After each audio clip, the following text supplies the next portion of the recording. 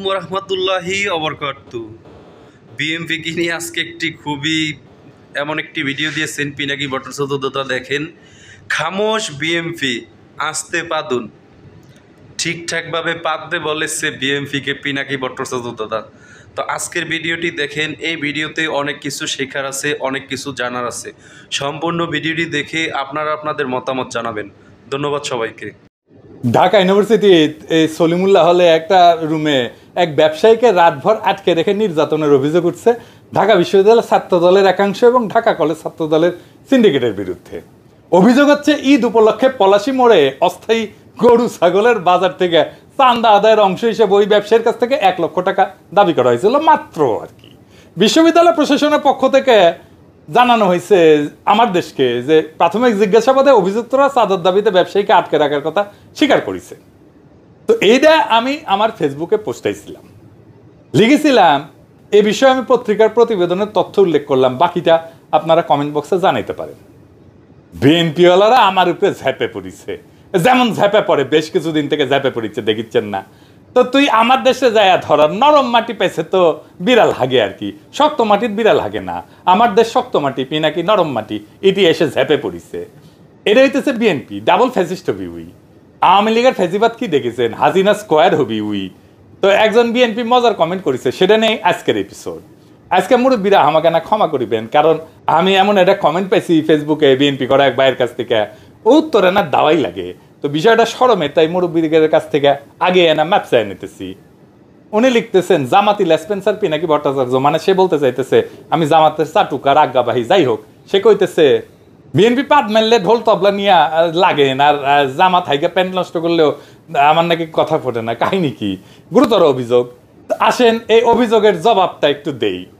আর এটাও বিএনপির না বুঝে নেওয়া দরকার যে আমার লগে পাঙ্গা লড়তে আসলে ক্যাঙ্কা করে জয় বাংলা করে দেব। হ্যাঁ, এটা দেখে দিলাম আর কি। আসেন শুরু করি।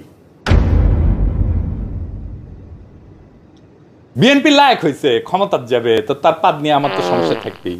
বিএনপি পাদলে আমি কেন বেদ্য বাজাই? হ্যাঁ জানেন, কারণ বিএনপির পাদে গন্ধ আছে, শব্দ নাই। তাই শব্দের অভাব পূরণ করার জন্য ঢোল তবলা বাজানো লাগে, শিল্পকে পূর্ণ করতে হয়। এডিটর সাহেব, ঢোল তবলা বাজান। মোবাইলের রিঙ্গারের শব্দ না শোনার জন্য আপনি সাইলেন্ট মোড ইউজ করতে পারেন, পিস্তলের গুলির শব্দ ঢাকার জন্য আপনি সাইলেন্সার ইউজ করতে পারেন। কিন্তু আমার বিষয় বিএনপি তার ফিট করেছে যেমন সাইলেন্ট মোডে পাদ মারতে পারে। আমি অবাক হই, কেন মির্জা ফখরুলের প্রিয় প্রথম আলো রিপোর্ট করে না দেশে আজও চলছে নিঃশব্দ পদের রাজনীতি, অথবা বিএনপির প্রিয় ডেইলি স্টার হেডলাইন দিতেছে না whispers of wind, BNP's politics of silent fart. পাদের শব্দ আর গন্ধ উভয় থাকতে হয়। গন্ধ বা শব্দ ছাড়া পাদ পরিপূর্ণ পাদের মর্যাদা পাইতে পারে না। ধরেন পাদে যদি গন্ধ না থাকে, তাহলে তো আপনি গায়ে উঠবেন পাদে গন্ধ নেই, এ তো ভাবতেও পারি না। আল্লাহর দুনিয়ায় কি কুদরত দেখেন, পাদের শব্দের সাথে গন্ধ দিচ্ছেন। ধরেন পাদে শুধু গন্ধ আছে, শব্দ নাই, আপনি বুঝতে পারবেন কে পাদিচ্ছে না? পারবেন না। আপনার থার্মাল স্ক্যানার বসানো লাগবে, মেলার টাকা খরচা করে কে পাদিছে এটা বের করার লাগে। এই যে ইনকা কইরা বুঝছাও, কেউ পাদবে আর আপনি স্ক্রিনে দেখবেন কে পাদিছে। শব্দ আর গন্ধ মিলে পাদের ফুল প্যাকেজ। তো বিএনপি তো ক্ষমতার যাবে, হাফ প্যাকেজ নিয়ে আসলে চলবে? পাবলিকে বলবে আপনি নকল পাদের নকল সরকার। অথর্ব জনগণ গান গাইবে বিএনপির প্রিয় রবীন্দ্রনাথ ঠাকুরের সুরে, ওরা পাদিতে জানে না দয়াময়। জামাত ক্ষমতা যাওয়ার মতো লায়ক হোক দেখমুনি, এখন জামাতের পিছে দেওয়ার মতো টাইম আমার নাই। ওরা লেদা বাচ্চা, নিজের পাদের শব্দে নিজেই ডরায়।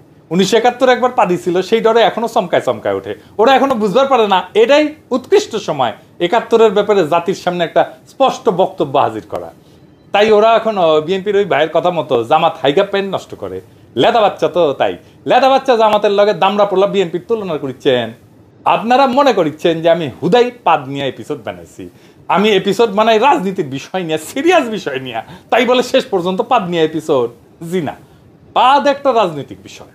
যেমন ধরেন বিএনপি ক্ষমতাতে আসলে সে পাদ ও প্রদীপের সামনে এসে দাঁড়াইবে, ক্ষমতার পাদ ও পিছে বিএনপির অভিষেক ঘটবে। পাদ শুধু রাজনীতি না, এটা একটা গুরুত্বপূর্ণ ক্ষমতা প্রশ্ন।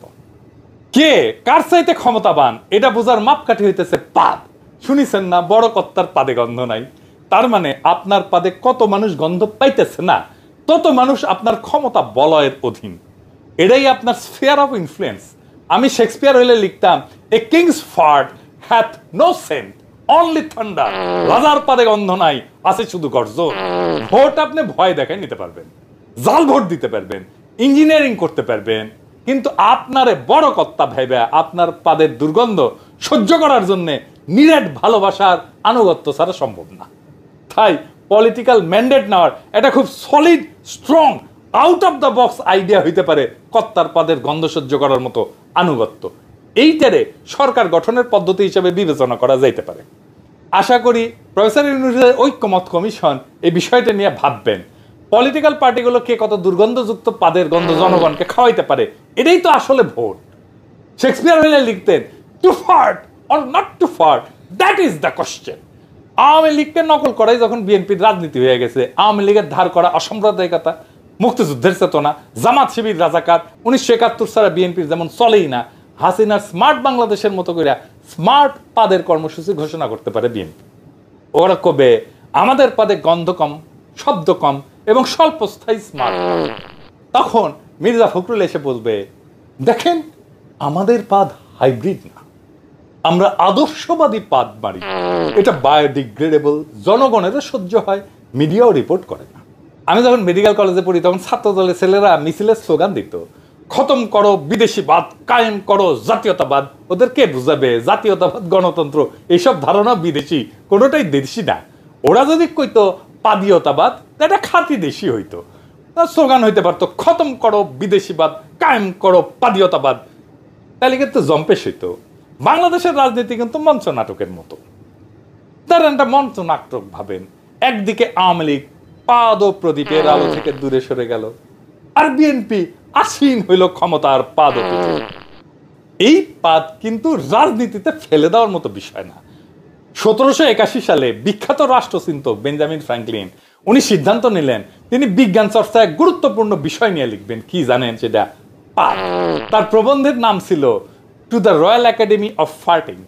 বেঞ্জামিন ফ্র্যাঙ্কলিন রাজকীয় বিজ্ঞান একাডেমিকে উৎসাহ দিতে চাইছিলেন যেন তারা এমন কোনো ওষুধ আবিষ্কার করে যা সাধারণ খাবারের সাথে মিশায় খাওয়া যাবে এবং তার শরীরের গ্যাস নির্গমনকে করে তুলবে সুগন্ধযুক্ত, পরিচ্ছন্ন সুগন্ধির মতো। অর্থাৎ এই মহান রাষ্ট্রনায়ক, লেখক, বিজ্ঞানী, আবিষ্কারক চাইছিলেন এমন একটা চিকিৎসা পদ্ধতি তৈরি হোক যাতে পাদেরও সুগন্ধ। আহারে, বেঞ্জামিন ফ্র্যাঙ্কলিনের আশা আজও পূরণ হয়নি, তার স্বপ্ন এখনো পূরণ হয় নাই। উনি বাংলাদেশে জন্মাইলে ওনার উত্তরসূরি বেঞ্জামিন ফ্র্যাঙ্কলিনের স্বপ্ন পূরণের জন্য আর একবার ফ্যাসিবাদ কায়েম করিতেন, পাদকে সুগন্ধময় করার স্বপ্ন। বাংলাদেশের রাজনৈতিক নেতাদের কাজই হইতেছে স্বপ্ন দেখা। পদ্মা সেতু থেকে শুরু করে মধ্যমায়ের দেশ সব হওয়ার স্বপ্ন দেখেন। স্বপ্ন না দেখলে রাজনৈতিক নেতা হওয়া যায় না বাংলাদেশে। ওনারা স্বপ্নের কথা বলেন কিন্তু মাঝে মাঝে ওনাদের স্বপ্ন দোষ হয়, হইলেও সেটা ওনারা চাইপে যান। যেমন পাদের গন্ধ এবং শব্দ চাইপে যাইতে চান, পারেন না। স্বপ্ন দেখবেন, স্বপ্ন তো স্বপ্ন, এটা তো হয় না। বেঞ্জামিন ফ্র্যাঙ্কলিন হুদাহুদি এমন পাদ নিয়ে গবেষণার কথা বলেন না। বিএনপি একটা অপারেশন চালাইছিল খালেদা জিয়ার আমলে, আর্মিরে দিয়া, নাম ছিল operation clean heart. BNP cross ফায়ারে মারছিল তার দলের লোকদেরই, কারণ তারা কন্ট্রোল করতে পারতেছিল না তার দলের গুন্ডাদেরকে। এই অপারেশন ক্লিন হার্ট যারা চালাইছিল তারাই হয়ে ওঠে র্যাব।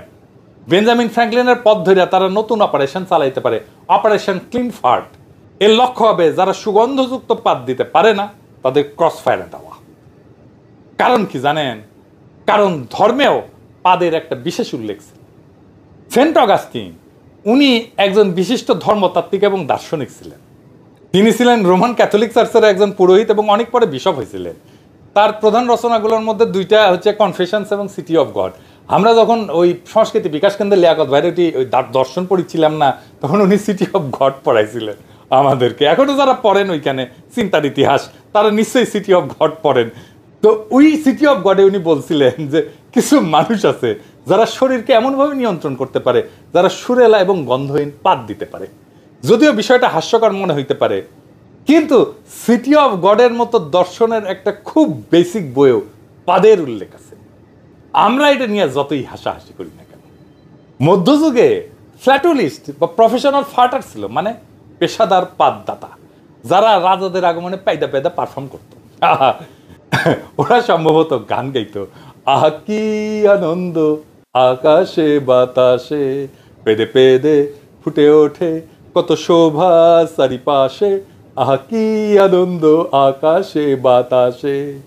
ইনু জাতি ছিল একটা, এই আমাদের হাসানুল্লাহ কিনু না, এই কিউবেকে থাকতো হাজার হাজার বছর আগে। এই ইনুদের একটা পাদের দেবতা ছিল, ম্যাটসিউ কাপেউ নাম। হঠাৎ কোনো পাদের শব্দ শুনলে সবাই বুঝতে পারতো সম্ভবত কিছু বার্তা এসেছে, ঐশী বার্তা।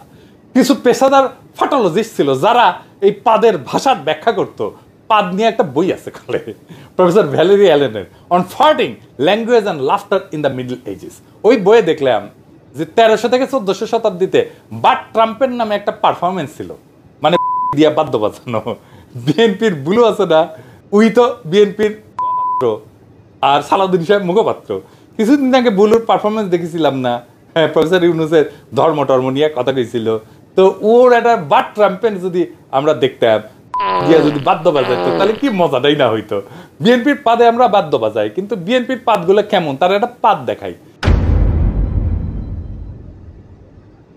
সালাউদ্দিন সাহেবের লেসপেন্সাররা এতই খেপিছে ইলিয়াস আর আমার উপরে জুতা মারিছে দেখেন।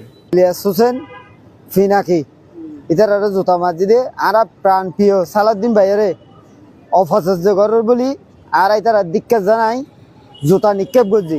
আমি জুতা মারছি যে আপনার সাংবাদিক ইলিয়াস হোসেন ও পিনাকি ভট্টাচার্যকে। ও আমাদের প্রিয় নেতা সালাউদ্দিন আহমেদকে নিয়ে মিথ্যা অপবাদ চালাচ্ছে, এরা দুজনেই। এর কারণে আমরা ওরা দুজনকে আমরা কি জুতা নিক্ষেপ করছি। ইলিয়াস আলী এবং পিনাকি ভট্টাচার্য, আমরা আমাদের প্রিয় নেতার বিরুদ্ধে অপপ্রচার চালানোর কারণে আমরা এদের বিরুদ্ধে জুতা নিক্ষেপ কর্মসূচি আজকে গ্রহণ করেছি।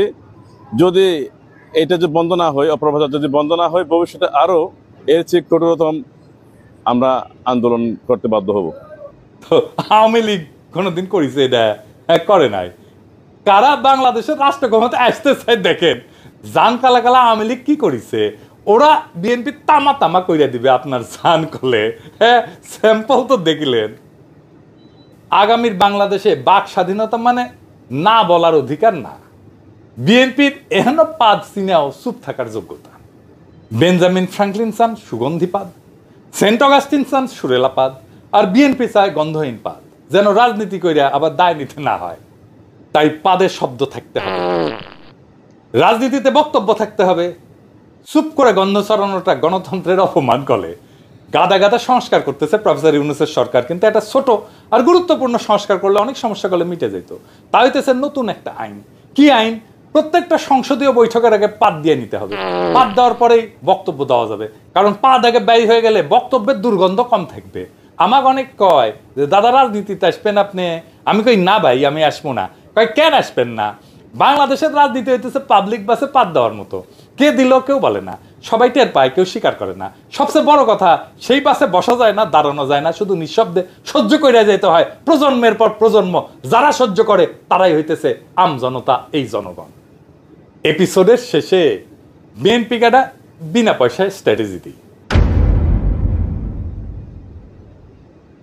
আপনারা জানেন আমি মেলা স্ট্র্যাটেজি দিছি, এমনকি হাসিনাকেও স্ট্র্যাটেজি দিছি। আমার স্ট্র্যাটেজি হলে ফুল প্রুফ, একদম বন্দুকের গুলি মিস হইতে পারে, আমার স্ট্র্যাটেজি কোনো মিস হবে না কখনো। বিএনপিকে একটা ফুল প্রুফ স্ট্র্যাটেজি দিব আজকে। বিএনপি তো মাঝে মাঝে ইন্ডিয়ার দিকে দৌড় মারে, আমার হাত ধরে তুমি নিয়ে চলো সখা, আমি তো পথ চিনি না, এই কোয়েসিক করবে, এরা মারে দৌড়। আবার আমাদেরটাই নিতে হয় বিএনপিকে। আমাদের আশঙ্কা ইন্ডিয়া আবার বিএনপির সাথে সেই সিস্টেম করে ফেলবে, আবার বিএনপি মারবে দৌড়, যা সে আওয়ামী লীগের সাথে করেছিল, মানে ওয়াকারের সাথে করেছিল ইন্ডিয়া। কিন্তু আমার স্ট্র্যাটেজি ফলো করলে ইন্ডিয়ার সাথে, বিশেষ করে মোদী সরকারের সাথে ভালো সম্পর্ক হবে বিএনপির। বিএনপির সাথে ইন্ডিয়ার সম্পর্ক হবে, এতে আমাদের কোনো সমস্যা নাই। সমস্যা হইতেছে বাংলাদেশের রাজনৈতিক অর্থনৈতিক ক্ষতি হবে কিনা। সেই জন্যে আমার স্ট্র্যাটেজি ফলো করলে ইন্ডিয়ার সাথে, বিশেষ করে মোদী সরকারের সাথে বিএনপির সম্পর্ক ভালো হবে, কিন্তু বাংলাদেশকে কোনো রাজনৈতিক বা অর্থনৈতিক ছাড় দিতে হবে না। কি সেটা? বিএনপিকে একটা আইন পাশ করতে হবে, হাইগা না সুসলেও পাইদা গঙ্গা জল। শুধু মোদি খেয়াল, মোদির বাপ আইসা ওই সরকারকে সাপোর্ট করবি। বিএনপি কি এই গঙ্গা জলের স্ট্র্যাটেজি এবার নিবে?